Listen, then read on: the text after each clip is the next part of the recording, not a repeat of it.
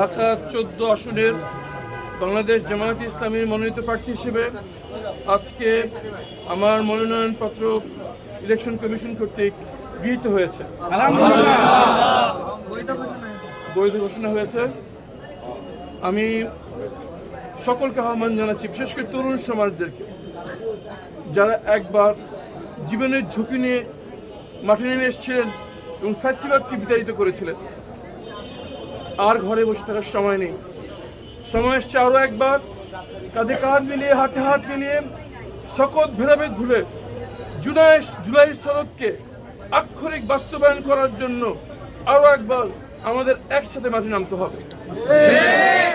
বাংলাদেশের ইতিহাস বারবার প্রমাণ করেছে, ছাত্র জনতা যখন ভেদাভেদ ভুলে একসাথে কাঁধে কাঁধ মিলিয়ে, হাতে হাত মিলিয়ে যখনই মাঠে নেমেছে, সকল ধরনের বাধা বিপত্তির পর্বত সমান শক্তিও বিলীন হয়ে গিয়েছে। যদি আমরা নতুন বাংলাদেশ চাই, যদি আমরা জুলাই সনদের আক্ষরিক বাস্তবায়ন চাই, যদি মানবতা বিরোধী অপরাধের সাথে যারা জড়িত গুম খুন তাদের বিচার চাই, তাহলে আরো একবার সবাইকে, বিশেষ করে তরুণদেরকে মাঠে নেমে পড়তে হবে। আর হাতে সময় নেই। মাত্র 40 দিন পর আমাদের এই জাতির ভাগ্য নির্ধারণ হতে চলেছে। আসুন সবাই মিলে গড়ি নতুন বাংলাদেশ।